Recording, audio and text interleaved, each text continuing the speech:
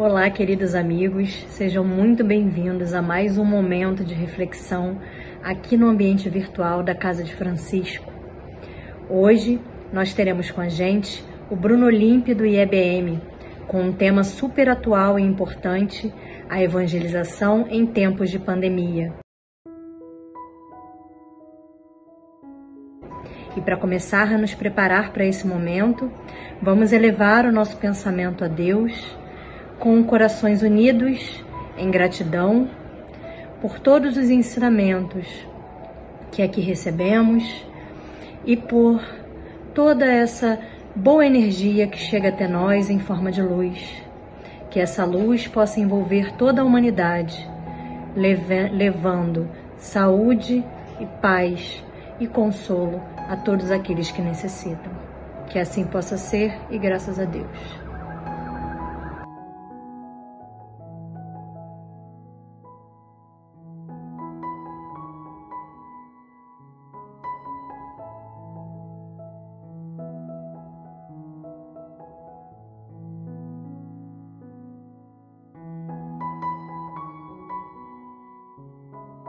Olá pessoal, boa noite a todas e a todos. Eu sou o Bruno Olímpio, lá do Instituto Espírita Bezerra de Menezes. É um grande, enorme prazer estar de volta, ainda que virtualmente, à casa, ao Grupo Espírita Francisco de Assis, o Jefa, que sempre me recebeu muito bem. Saudades, inclusive das pessoas, mas sinto que hoje a gente está um pouquinho mais perto do que estava no ano passado, e logo que a pandemia nos permitir, que a gente fizer toda a vacinação, a gente vai conseguir estar de volta pertinho uns dos outros, para os abraços que nós estamos acumulando. E eu digo que eu sou cobrador de abraços, abraço que tem que pagar, então aguardo a oportunidade de estarmos fisicamente presentes, mas é sempre uma alegria, ainda que virtualmente, que a gente possa compartilhar alguns minutos de reflexões, trocar um pouco de energias, em torno especialmente da mensagem do Cristo, de um tema tão caro a mim e a muitos de nós, que é o tema da evangelização. Não tem como iniciar de outra forma senão falando a partir dessa perspectiva da pandemia, porque ela é tema do estudo de hoje, mas é também o tema central dos acontecimentos e da nossa vivência coletiva nesse momento, particularmente no Brasil e também na nossa cidade. Mas ela traz muitas oportunidades também, apesar de todo o sofrimento, toda a dor que todos nós enfrentamos coletiva e individualmente.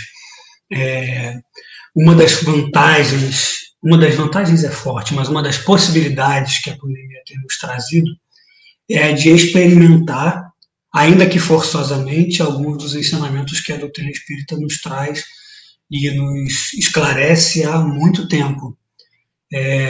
Se a gente sempre soube que se liga e conecta uns aos outros através do pensamento, das nossas energias, agora só há essa forma.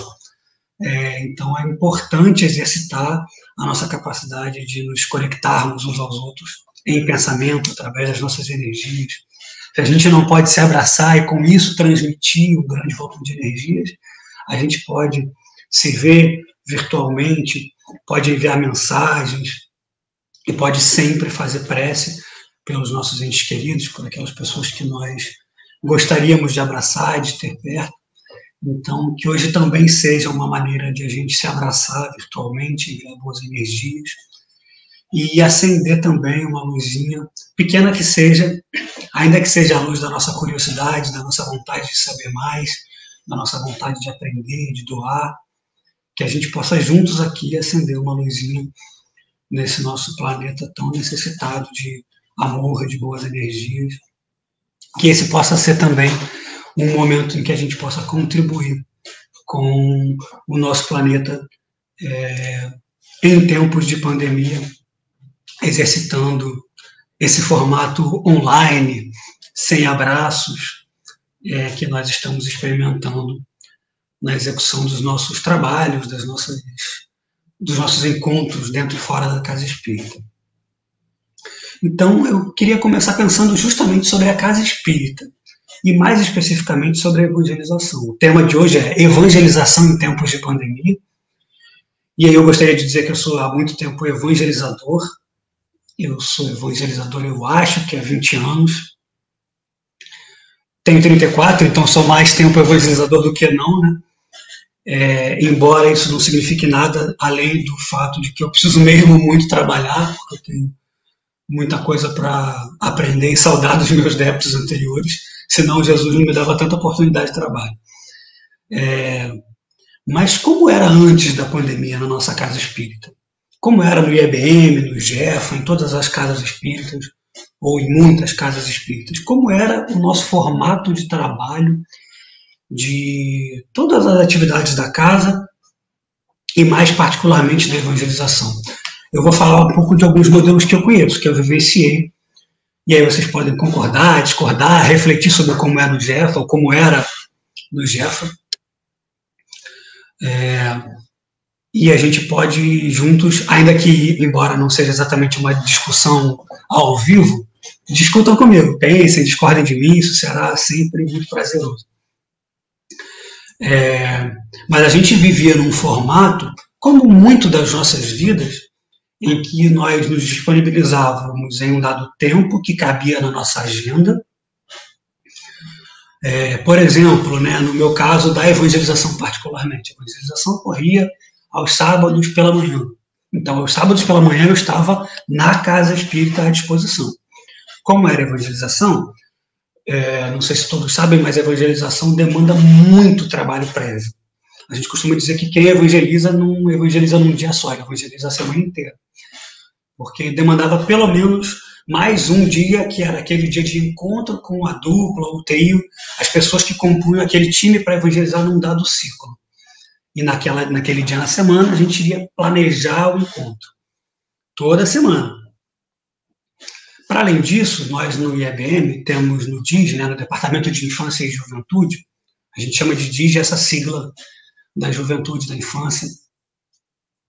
Algumas casas chamam de Departamento de Evangelização da Família, enfim.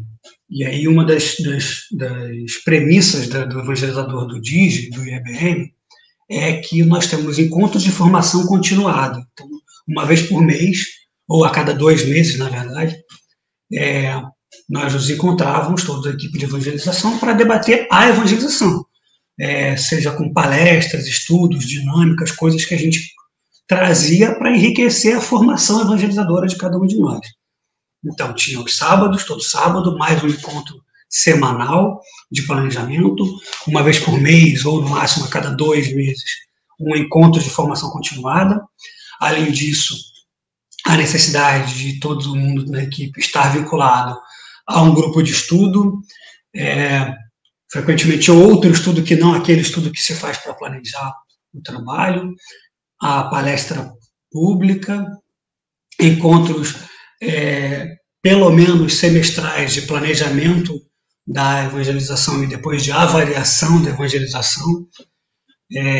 Nós tínhamos um grupo de estudo que era semanal também, que nós estudávamos juntos qualquer coisa que a gente entendesse que era interessante para o grupo, era só para o grupo de evangelizadores. Então, o volume de vezes que nós estávamos na casa espírita, ou ainda que fora da casa espírita, estávamos trabalhando diretamente com o tema evangelização, era bem grande. Fora isso, outras atividades que todos nós temos na casa espírita.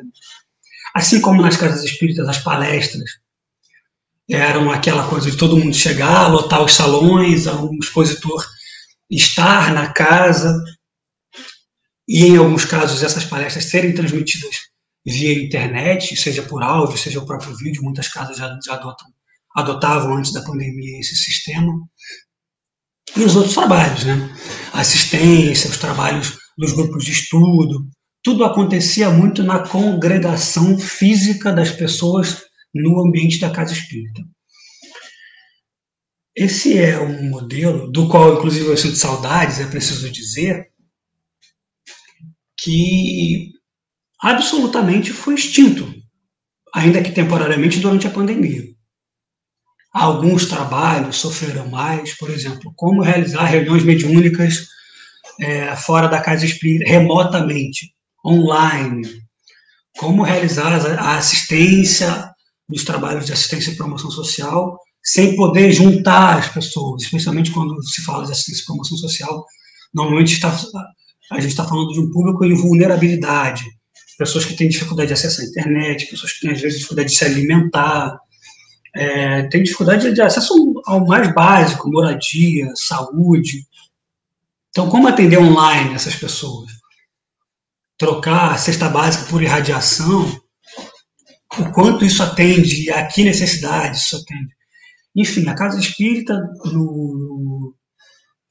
na ocorrência da pandemia, se viu diante de um enorme desafio. Como reformular suas atividades para que elas se mantenham ocorrendo de modo que sejam efetivas, de fato, mas seguras. E esse foi um desafio, e é um desafio, eu diria, que todas as casas espíritas, como todos os trabalhos, na maioria dos casos, enfrentaram. E aí, olhando para a evangelização, além desses compromissos, como era o formato da evangelização? Vou falar de novo da nossa experiência lá no IEBM. No nosso caso, os horários de infância e mocidade eram levemente separados, então chegávamos os evangelizadores às 8 e pouquinho da manhã, preparávamos tudo, lanche, as salas que iam receber os ciclos de evangelização, todo mundo lá. Aí às 9 era aquela alegria, a criançada chegando, entrava para um espaço específico e tinha ambientação, né? Que é aquela delícia, eu diria que a ambientação, as ambientações, tanto da infância como da mocidade, são aquilo que mais dói no meu peito, não ter hoje, porque a evangelização de infância e a ambientação na evangelização de infância tem um fluxo de energias que é muito intenso e muito particular, daquelas pessoas, daquelas crianças, o conjunto de energias que circula e que se faz é muito intenso e muito específico. Então era aquela alegria, a criançada dançando, pulando, os evangelizadores, um monte de velho, super lá, pulando. Eu chegava, estou com dor nas costas, na hora da ambientação estava lá dançando, pulando com as crianças, fazendo trem, imitando bicho, né? Quem nunca ficou imitando os bichos na fazenda? E aí aquela delícia, a gente saía revigorado da ambientação. O trabalho do passe, que no nosso caso acontecia logo após a ambientação, ia cada um por os seus ciclos, de acordo com as faixas etárias. A gente tinha no IEBM evangelização de bebês, então desde bebês na barriga das mães até 2 anos de idade, aqueles bebês deliciosos, com cheirinho de bebê, engatinhando. A gente via as crianças aprendendo a ficar de pé, aprendendo a engatinhar de costas e depois de frente, aprendendo a andar, as primeiras palavras, nas evangelizações dos outros ciclos, né? As crianças mudando aquela fase em que estão aprendendo a escrever, como muda a articulação das palavras, esse contato de ver as pessoas crescerem muito intimamente, porque os encontros eram semanais, mas muito intensos. Isso tudo a gente perdeu. O lanche, aquele momento de confraternização, todo mundo conversando, pais, mães, evangelizadores, as crianças, aquele momento de comunidade, em que todo mundo é responsável por tudo. Estamos órfãos disso. Aí na mocidade, era um outro ritmo, a galera chegava já mais animada, as músicas são outras na ambientação, mas outro fluxo muito intenso de energias, debates sempre muito intensos, acalorados, sobre doutrina espírita, mas muito sobre o que as pessoas vivem. Às vezes a gente planejava um encontro que seria sobre, sei lá, perispírito. E aí as crianças chegavam, os jovens chegavam entalados na garganta com uma notícia do jornal. Não tem como discutir perispírito, está todo mundo em outro ambiente. A gente procurava atender essas demandas. A evangelização no IEBM sempre procurou trabalhar com base em alguns valores e pilares, mas fundamentalmente respeitando muito as demandas e construindo muito a partir das demandas que a gente recebia. Especialmente no caso da mocidade, isso queria dizer que quase sempre os planejamentos prévios sucumbiriam a necessidades emergenciais, ou urgentes, ou prementes, gritantes dos jovens. De modo que a gente sempre introduzia, às vezes inclusive planejando, na maioria das vezes até, mas sempre dando liberdade aos jovens, o assunto que estivesse acontecendo. Memes, assuntos políticos, temas de gênero, questões em relação a fatos que marcaram aquela semana, dificuldades de um dado jovem ou uma dada jovem que traz um relato e a gente debate aquilo. A gente sempre procurou acolher muito esse tipo de demanda, todo tipo de demanda. A gente sempre diz que na evangelização não há tema proibido. Nenhum tema é a priori proibido para ninguém na evangelização. O que a gente faz é tentar se preparar o melhor possível para lidar com aquele tema, de acordo com a idade, com a demanda, com a urgência. E esses sensos de necessidade, de urgência, se modificaram com a mocidade na pandemia. Então, olha o tanto de coisas que a gente está aqui saudoso, carente de verificar, de colher, de sentir durante a pandemia. E aí isso significou, então, que a evangelização sucumbiu à pandemia? Não, não sucumbiu à pandemia. Mas a gente volta àquela questão. Assim como em todas as atividades da casa, como realizar um trabalho de evangelização efetivo e que pudesse, de fato, ser levado às pessoas, seja crianças, jovens, seja os familiares. Eu não citei antes, né? Há também, já havia antes o grupo da família que se reunia também no mesmo horário da infância, e aí onde se debatiam questões em relação à paternidade e maternidade, mas também era um espaço onde as pessoas podiam se expressar como indivíduos que não são apenas pais, mães, tios, avós. Isso também teve que se modificar. E como construir espaços virtuais, sem encontro presencial, que pudessem atender tão diferentemente a essas demandas das crianças. E crianças, uma criança de 2 anos tem uma necessidade, uma criança de 6 tem outra, uma criança de 10 tem outra, completamente diferente. As linguagens são diferentes, as abordagens são diferentes. As próprias necessidades são diferentes. E aí construir modelos de trabalho que atendessem a todo mundo, que fossem eficazes, ao mesmo tempo que nós pudéssemos construir semanalmente. Ou regularmente, considerando uma coisa muito importante, e nós fizemos um esforço muito importante para isso esse ano. Ano passado e esse ano, né, os anos de pandemia, que era nós, evangelizadores, essa consideração foi fundamental para o nosso trabalho. Nós, evangelizadores, também somos pessoas, espíritos, com as nossas próprias dificuldades e necessidades, que também estamos enfrentando a pandemia. E que, por conta da pandemia, também temos, ou tivemos, a nossa vida completamente alterada. Então, não necessariamente a disponibilidade que eu tinha para evangelizar todo sábado se manteve na pandemia. Porque, eu repito, né, no nosso modelo de evangelização, disponibilidade para ser evangelizador não significa apenas ter a disponibilidade para estar lá naquele dia em que eu vou evangelizar, mas ter a disponibilidade para me encontrar com a minha dupla de evangelização, ou trio, são sempre duplas ou trios, planejar cada encontro, realizar o encontro no dia e hora marcado, avaliar o encontro depois, participar de reuniões de planejamento, participar de reuniões de avaliação e participar de formação continuada, além do esforço por estar presente a um grupo de estudo e a reunião pública, como é a diretriz da Casa Espírita. Então, é um pacote. Será que é a mesma disponibilidade que eu tinha antes eu tenho agora? Talvez não. E, no nosso caso, nem todos os evangelizadores e evangelizadoras puderam manter essa disponibilidade. Então, olha o tamanho do problema. Não temos o espaço físico, não temos o encontro, não podemos nos encontrar e nos aglomerar. Temos que encontrar e nos adaptar a novas ferramentas. Temos que conseguir construir conteúdo que seja eficaz, ou seja, que atinja e atenda às demandas do nosso público, dos nossos diferentes públicos, e temos que fazer isso de um jeito que cada evangelizador e evangelizadora consiga levar o trabalho adiante. Porque não adianta montar uma grande estrutura para lidar com os desafios e a equipe de evangelizadores não ter condições de carregar essa estrutura.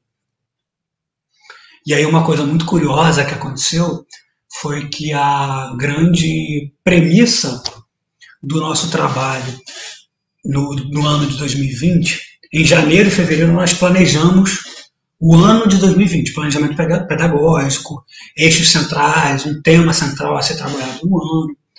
E aí a premissa do trabalho para os evangelizadores foi que aquele ano seria leve e suave. Olha que curioso.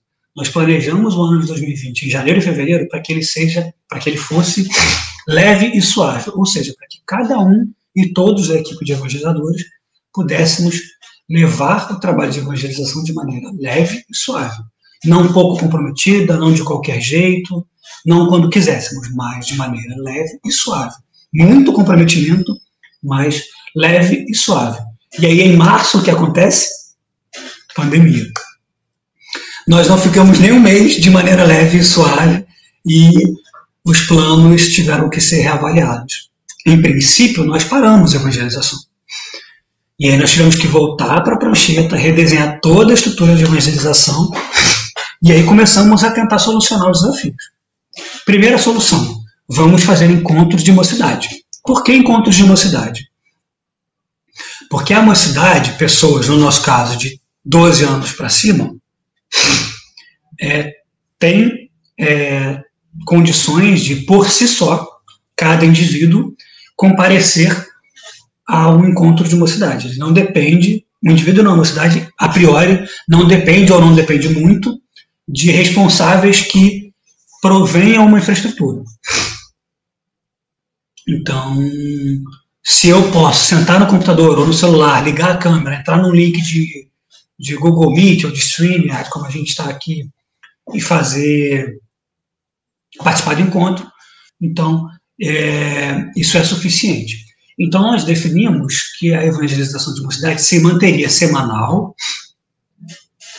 e com encontros online numa dada hora e data marcada, foi aos sábados à tarde, e assim começamos. A equipe de evangelizadores mudou, nós reorganizamos o trabalho e aí definimos um time com disponibilidade suficiente para planejar e executar todos os sábados.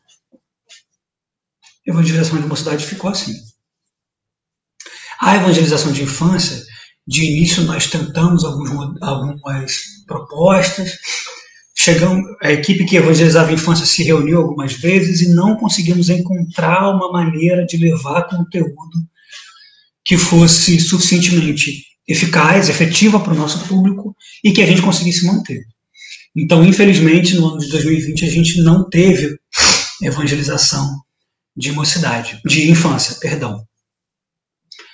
E, nesse sentido, a gente se perdoou ou se acolheu. Lembra daquela premissa de que tem que ser possível para a equipe de evangelizadores? Nós entendemos que, com o time que a gente conseguiu reunir na pandemia, e com as ferramentas que a gente tinha disponível, a gente não tinha conseguido um modelo que fosse capaz de tocar. Aí vimos outras evangelizações de outras casas que conseguiram fazer encontros, encontros online com todo mundo ao mesmo tempo, alguns encontros bissemanais, quinzenais, algumas que só enviavam atividades para casa e as pessoas mandavam, os pais, as crianças mandavam depois. A gente acabou não encontrando um jeito e ficamos sem.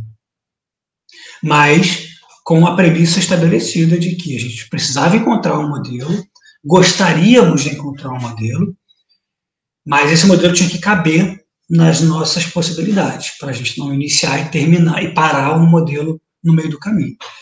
E o grupo de pais decidiu se reunir, de pais não, da família, porque não são só pais e mães. Conseguimos nos reunir também semanalmente com uma equipe dedicada a isso. Nesse sentido, o grupo da família e o grupo de mocidade continuaram o trabalho. Então ótimo, resolvido mocidade, resolvido família. Aí a gente percebeu que o público caiu bastante. A gente já vinha numa reformulação, especialmente na mocidade, porque os horários tiveram que ser modificados, o grupo foi sendo modificado, pessoas foram saindo, aquele momento de reformulação do time. E aí, com a pandemia, a gente percebeu esse grupo cair mais, esse número cair mais. E aí, isso de início nos preocupou, porque o que será que está acontecendo? Mas a gente começou a avaliar o cenário para todo mundo. E chegou a um entendimento, inclusive conversando com muitos jovens, que tudo ficou online. Não era só a evangelização. A escola estava online, alguns cursos passaram a ser online, faculdade, em vários casos, passou a ser online, alguns jovens mais velhos que trabalhavam, trabalhando online, então as pessoas estavam já 10 horas, 8 horas, 12 horas por dia na frente de uma tela de computador. E aí, quando chegava no sábado, elas só queriam desligar. E algumas pessoas não conseguiram se adaptar, algumas pessoas começaram, não gostaram muito daquele jeito de fazer, outras pessoas não se adaptaram a ter que estar online mais um momento, e a gente respeitou isso. E manteve, a gente já tinha antes um grupo de WhatsApp da mocidade, em que a gente mandava conteúdos também sobre aqueles temas. Então, se a gente falou sobre algum livro, mandava lá o link do livro. Se era um vídeo de uma palestra ou alguma outra coisa, a gente mandava o link. Frequentemente ela comentava alguma coisa, aquela coisa que a gente falou, para reavivar o tema no grupo do WhatsApp, sem nenhuma pretensão de que as pessoas se mantivessem ativas o tempo inteiro, falando e lendo tudo, mas assim, compreendendo que todos nós, estando num momento complicado, que é o da pandemia, cada um vivendo as suas dores e a seu modo, o que a gente poderia fazer era dar às pessoas um espaço onde elas pudessem estar e pudessem ser acolhidas, inclusive nas suas questões e angústias sobre a pandemia, e são muitas, e oferecer, além disso, a possibilidade de que elas se vinculem a conteúdos que possam ser interessantes. Então, planejávamos os temas de acordo com as demandas dos jovens e oferecíamos conteúdos extras, links, livros, estudos, palestras, imagens, memes, textos engraçados, perfis de Instagram, tudo que a gente entendesse que poderia ajudar as pessoas como uma caixa de ferramentas. Quem tiver vontade, necessidade, vai lá, abre aquela caixa e pensa um livro, um texto, um vídeo, como aprouver, como achar melhor. O grupo de pais funcionou basicamente dessa mesma forma. O grupo de pais se manteve bem ativo, inclusive cresceu em alguns momentos. Outra coisa importante, nós percebemos a oscilação do público. Tinha dia com mais gente, tinha dia que quase não tinha ninguém, e aí isso, tanto na mocidade, especialmente na mocidade, mas também no grupo da família. E assim levamos. E para 2021, outra reformulação, a gente também teve muita dificuldade com a própria equipe de evangelizadores, porque as pessoas foram tendo cada vez mais dificuldades, a pandemia foi se arrastando, pessoas com dificuldades, inclusive financeiras, e a gente entendendo que o momento era muito difícil. Um trabalho a gente fez questão de manter o tempo inteiro, porque não parou. Foi um trabalho que a gente faz, que é um culto, um evangelho no lar, que é aberto, inclusive, às terças-feiras, às 20 horas, pelo DIGE, mas não pelo DIGE instituição, ou pelo DIGE do trabalho, do Departamento de Infância e Juventude, mas pelo grupo, por aquelas pessoas, aqueles espíritos, e pelo trabalho também. E isso a gente fez questão de manter, fez muito esforço, porque é um momento de comunhão, em que as pessoas vão ali, todos nós, não existe um planejamento específico, é um evangelho no lar. E as pessoas saem dali mais reconectadas, reenergizadas, é também uma forma de ajudar a suprir essa falta que a Casa Espírita faz, da palestra, do passe. Isso a gente manteve sempre. E aí, em 2021, a gente avaliou que os trabalhos de Mocidade e família estavam andando bem no formato em que estavam, apesar do número reduzido de pessoas na Mocidade. Nós entendemos que as pessoas que estavam efetivamente estavam se beneficiando do trabalho e que ele era um trabalho construído de uma maneira que ficou importante para quem estava lá, que foi um espaço que atendeu diversas demandas. Inclusive, uma coisa curiosa aconteceu que não aconteceria na evangelização presencial. Pessoas que nunca tinham nem ouvido falar da evangelização do IEBM apareceram, amigos de amigos que ouviram dizer, que foram indicados, pessoas que são de outras cidades e que, portanto, não iriam à evangelização de Mocidade todo sábado em Niterói, no IEBM, começaram a comparecer todo sábado. E aí a gente foi percebendo que há sim algumas coisas interessantes desse formato remoto. A gente ganhou uma ferramenta que é fazer evangelização de Mocidade para qualquer pessoa conectada na internet em qualquer lugar. Olha o tamanho do poder que isso tem. E essa é uma chave interessante para o grupo de infância. Nós tivemos uma enorme reformulação, o grupo de evangelizadores, inclusive, reduziu ainda mais. E, de novo, admitimos a premissa de que a gente faria qualquer trabalho que conseguisse fazer bem feito. E aí surgiu uma ideia muito gostosa que nós adoramos quando surgiu, de evangelização, de um modelo de evangelização para a infância. O desafio com a infância é diferente do desafio de mocidade. Se com a mocidade os jovens estavam cansados já de estar na frente do computador, mas ao mesmo tempo tem maturidade para sentar e ficar 1 hora, 1 hora e meia, 2 horas às vezes, debatendo um tema, fazendo alguma coisa em conjunto, online, a infância não tem esse tempo. Uma criança de 6 anos, de 7 anos, mesmo as mais velhas, de 10, 11, tem muita dificuldade de parar na frente do computador e prestar atenção. A criança em 2 minutos quer fazer outra coisa. Então, tanto que na evangelização presencial, os planejamentos de infância têm normalmente muitas coisas. Você tem 5, 6, 8 coisas acontecendo. Claro, variar em função da idade, mas para que as crianças sejam o tempo inteiro aguçadas na sua atenção. Online não tinha como fazer isso de uma maneira que a gente tivesse gostado. E aí surgiu uma ideia de fazer um modelo assíncrono, ou seja, de a gente não se reunir todo dia numa data e hora marcada, mas que a gente lance conteúdo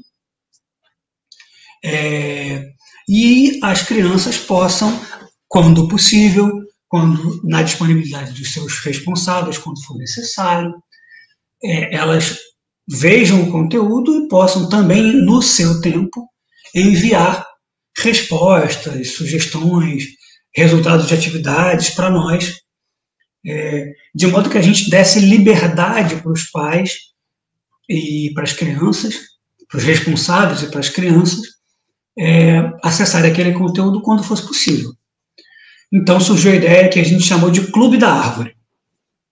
O que é o Clube da Árvore? São vídeos quinzenais, nós lançamos vídeos aos sábados de manhã a cada 15 dias, com um tema central, um tema específico, em que a gente debate, em que a gente fala sobre aquele tema, apresenta diversas formas de fazer isso, propõe atividades e coloca no YouTube, no Instagram, lança isso nos nossos grupos dos pais, das crianças, da própria mocidade, e as respostas vão chegando no tempo das crianças e dos responsáveis.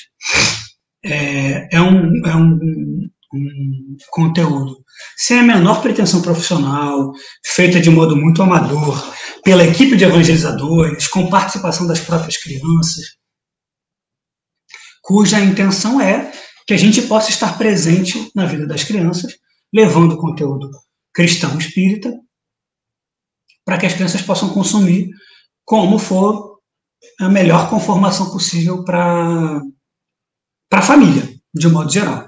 Eu vou agora mostrar para vocês uma pequena apresentação, são poucos slides, eu vou inclusive passar rápido, só sobre algumas questões em relação ao Clube da Árvore, para que vocês possam ver.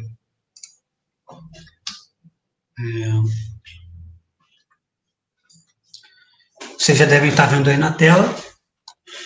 Então, o Clube da Árvore é do Departamento de Infância e Juventude do IEBM, né, Instituto Espírita Bezerra de Menezes, e funciona mais ou menos assim.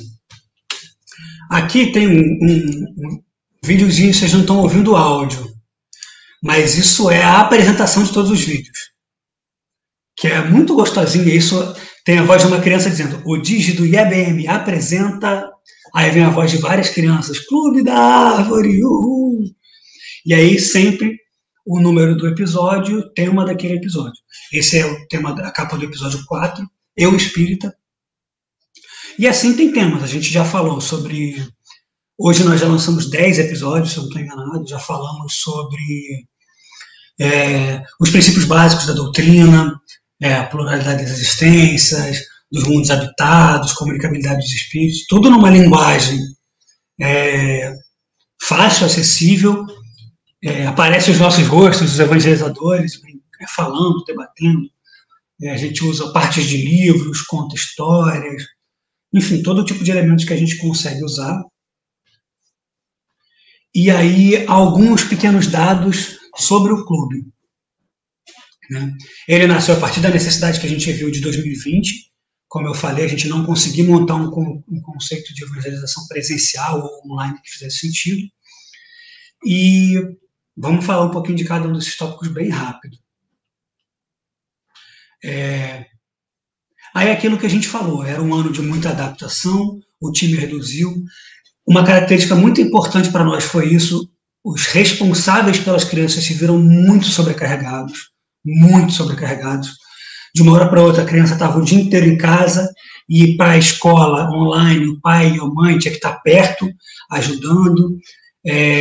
O trabalho ficou muito sobrecarregado dos pais, porque tinha que tomar conta e auxiliar os seus filhos, os seus infantes. E aí a gente pensou de uma maneira que a gente pudesse ter algo que as crianças pudessem simplesmente ver e naqueles minutos estarem tranquilas para interagir com o vídeo e até brincar sem necessariamente depender dos pais. E aí, como o clube é estruturado? É aquilo que a gente já falou, né? A gente usou canais que normalmente as crianças já sabem operar. Isso é surpreendente, assim. Uma criança de 4, 5 anos acessa o YouTube, procura vídeos, clica, dá pause, dá like. Eles se viram assustadoramente bem nas ferramentas online. Crianças de 9, 10 anos que já têm perfis em redes sociais, normalmente supervisionados pelos responsáveis, mas eles não têm nenhuma dificuldade de lidar com ferramentas online. E aí eles podem fazer isso a qualquer momento ou quando for melhor para todo mundo. Aquelas perdas que a gente já falou, né? Tem a falta de contato, e existe um trabalho que não existia antes, que é o de construir os vídeos, não só o conteúdo. Antes a gente planejava um estudo de evangelização e ela na hora aplicava. Agora tem que se planejar e construir os vídeos, editar os vídeos, procurar pedaços, juntar partes, mas não é tão complicado quanto parece. E uma outra dificuldade é que a gente não tem mais controle sobre como aquele tema repercute. Então a gente, às vezes, a criança vê o vídeo e os responsáveis não sabem ou não têm tempo, enfim, não conseguem dar continuidade àquilo. Às vezes as crianças carecem de estímulo, né? Vamos ver o Clube da Árvore então, vamos ver se tem episódio novo, para estimular as crianças. E a gente percebeu que havia uma dificuldade dos pais de continuar alimentando aqueles temas. Até por isso a gente decidiu, em algum momento, fazer vídeos mais específicos e, eventualmente, falar mais de uma vez sobre cada tema. E a gente gostaria muito de fazer isso, que é continuar a essência do Digi, do IEBM, nos vídeos. Algo leve, algo dinâmico e algo que pressupõe que as crianças vão fazer parte. Então, por exemplo, a gente tem um formato no clube, um quadro que chama Clube Explica. Em vez de nós respondermos perguntas, a gente faz perguntas do tipo: por que a gente não vê os espíritos? E manda as perguntas para os participantes do clube, para as crianças. E aí eles mandam para a gente vídeos deliciosos, divertidos, respondendo por que a gente não vê espíritos. E a gente pega as respostas deles e coloca no vídeo, edita e coloca no clube. Então é mesmo um clube em que eles fazem uma parte, nós fazemos outra, eles colocam as informações lá e a gente usa essas informações nos vídeos, e eles se sentem fazendo parte mesmo. Aqui não vou entrar muito nesse pedaço, mas é sobre como a gente faz. A gente sempre se reúne também semanalmente, cria um roteiro de um vídeo para fazer aquele conteúdo que a gente queira. Por exemplo, filosofia espírita é o próximo vídeo que a gente vai lançar. E aí, como é que a gente vai falar de filosofia espírita? A gente define tudo, aí edita tudo isso e na hora marcada, normalmente sábado por volta das 10 da manhã, a gente lança esses vídeos em todos os canais que a gente tem.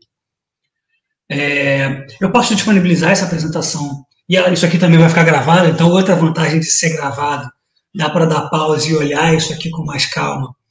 A gente tem algumas dicas, né? A gente grava vídeos no celular, no computador, grava a tela, edita em editores muito simples, ninguém é expert em edição de vídeo, a gente faz tudo de modo bastante amador, primeiro por falta de conhecimento e segundo para que isso seja leve e replicável, para que não dependa de um especialista fazer.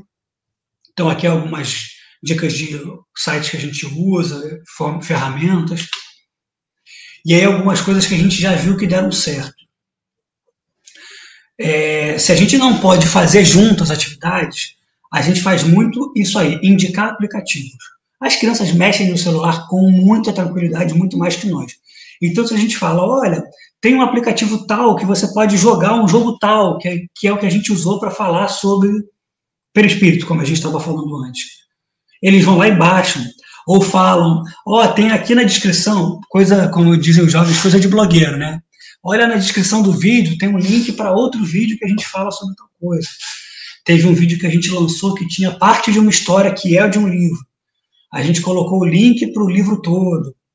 Então, assim, esses conteúdos extras, né, que as crianças podem, a partir do vídeo, acessar. A gente já criou jogos online para eles jogarem, colocou os links, e por aí vai. A parte da colaboração, que é aquilo que eu falei como exemplo do Clube Explica, são as crianças que fazem a voz da apresentação, aquele videozinho que eu mostrei, né, que falam, Digi do IEBM apresenta Clube da Árvore. São as vozes das crianças. O nome e o número do episódio, as crianças é que falam. O Clube Explica, eles respondem as perguntas. Quando eles mandam vídeos para a gente mostrando as atividades ou fotos, a gente publica. Então, os vídeos têm a cara das crianças também. E, por último, na verdade, eu já juntei, que é a utilização das vozes das crianças para fazer a abertura e outras coisas. Esse é o formato que a gente encontrou para ser colaborativo de fato e as crianças participarem. Aí alguns números que inclusive nos surpreenderam, porque a nossa expectativa era atender aquelas 20 crianças, 30 crianças, 10 crianças, enfim, que frequentavam, que teriam acesso a esse conteúdo, né, e as ferramentas. E aí a gente lançou 9 episódios, vídeos quinzenais, iniciados lá em março. Já teve mais de 1.200 visualizações nos vídeos, o que é muito surpreendente, porque o nosso público é extremamente menor do que isso. Somando todos os vídeos aí, mais ou menos 80 minutos de conteúdo, está sempre disponível na internet. E aí uma outra coisa que a gente ganhou. Esses conteúdos estão disponíveis para qualquer pessoa que já fizesse parte da evangelização, ou como a gente agora chama do Clube da Árvore, e para quem quer que queira ver. Então, qualquer outra evangelização que queira, e quero falar sobre, será que existe vida em outros planetas para as crianças? Ou sobre o tema pluralidade das existências? E não sei como. Toda evangelização pode agora ir lá, no link do YouTube do IEBM, e pegar o vídeo do Clube da Árvore e mostrar para as crianças, por exemplo. Quando a gente voltar a ser presencial, a gente ainda assim vai ter esse conteúdo. E para sempre o conteúdo está lá, feito, roteirizado, armazenado. É um conteúdo amador, é um conteúdo superficial, é um conteúdo curto, mas é um conteúdo que está feito com muito amor e para sempre. Então essa grande vantagem a gente ganhou, inerente ao momento de pandemia que a gente está imerso. E por último, aí um contato, esse é o nosso e-mail, digiebm@gmail.com, podem nos procurar.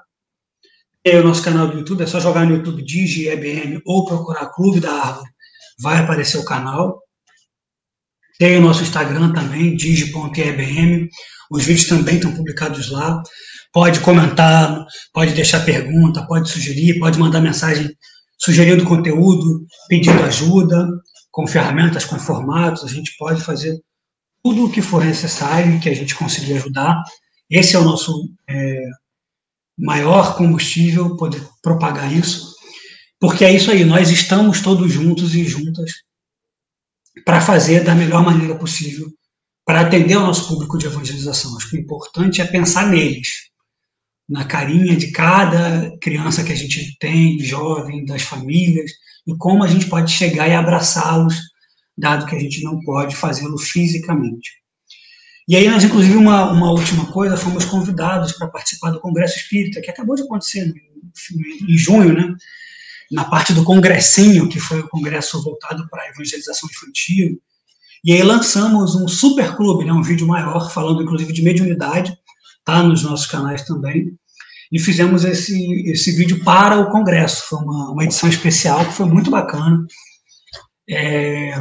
E acabou tendo uma repercussão bem maior do que a gente esperava. Então, convido a todas e todos a conhecerem o trabalho, inclusive dando sugestões de melhoria, de ferramentas, de temas, de jeitos de fazer. Nós somos apenas aprendizes com muito amor, muito boa vontade e pouco conhecimento para fazer. Mas deixa eu até parar de compartilhar a apresentação. Mas esse é o trabalho que nós conseguimos fazer.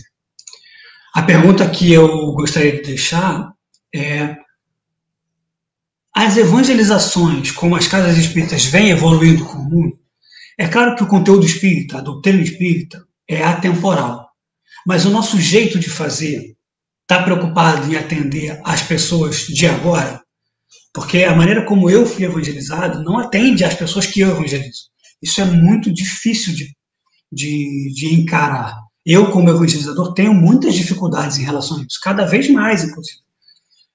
Porque a forma como eu fui evangelizado, que para mim fez todo sentido, não faz mais sentido para muitos dos jovens, das crianças, especialmente online. Então, a nossa busca é sempre essa, olhar para as pessoas que a gente quer atender. São espíritos imortais que podem ter muito mais conhecimento, bagagem do que nós, como já se fala há muito tempo, mas que vivem num contexto social, tecnológico, no mundo histórico, que é muito específico. Como é que a gente faz para atender a essas pessoas? E um público que precisa ser atendido pela evangelização, esse é um apelo mais do que uma observação, é o público de evangelizadores. Façamos coisas que façam bem a nós. Um grande amigo e admirador e ídolo, vou chamar assim, do movimento espírita que eu tenho, chama-se José Grosso, disse uma vez uma frase que eu nunca esqueci, que ele disse: ninguém tem que estar no movimento espírita para carregar pedra. Então vamos buscar uma maneira de estar no movimento espírita, na evangelização particularmente, sem carregar pedra. É difícil, dá trabalho, custa tempo, desgasta, mas se não fizer sentido para nós, se não nos reenergizar, nos recarregar, e se a gente não conseguir se entregar para o trabalho, a gente não atinge a quem a gente quer atingir. Então, que seja também para nós o mais leve, o mais suave possível, para que a gente olhe para o trabalho e fale: caramba, que legal, estou lá fazendo palhaçada no vídeo, estou falando engraçado, eu me vejo nos vídeos e acho terrível, morro de vergonha, mas fico feliz com o resultado, porque eu sei que ali tem amor, ali tem propósito, e ali tem crianças e jovens vendo e se sentindo acolhidos. Eu acho que a evangelização em tempos de pandemia precisa fazer muitas coisas diferentes, mas o que ela precisa fazer igual e sempre é olhar nos olhos de cada criança e jovem e acolhê-los, mais do que qualquer outra coisa. Falei muito, peço desculpas até porque eu acho que eu passei um pouco do tempo. É um tema que me empolga, se deixar eu vou falando aqui por 1 hora, e porque é muito prazeroso estar com todos e todas vocês sempre. Espero revê-los e revê-las em breve. E um grande beijo no coração. Para terminar, me fizeram a proposta de, em vez de fazer a prece final, tocar uma música. E já que isso é evangelização, vamos de música. Então, vou tocar uma música aqui. A minha voz é uma voz de evangelizador, não é uma voz de cantor. Já peço desculpas de antemão sobre isso.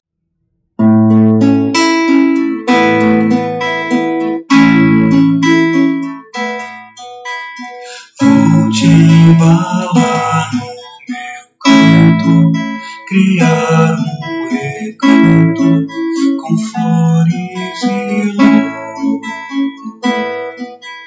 só pra te ver assim sorrindo.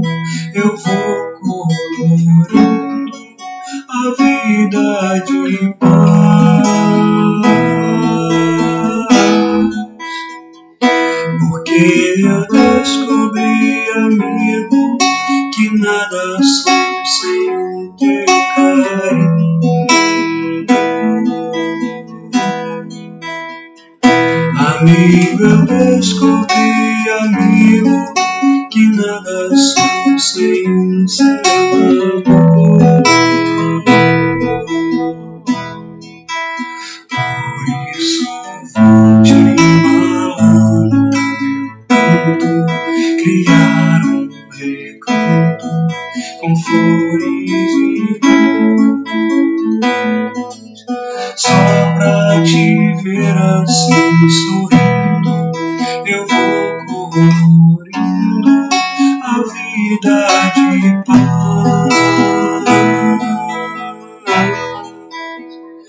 porque eu descobri, amigo, que nada sou sem teu carinho. Amigo, eu descobri, amigo, que nada sou sem o teu amor.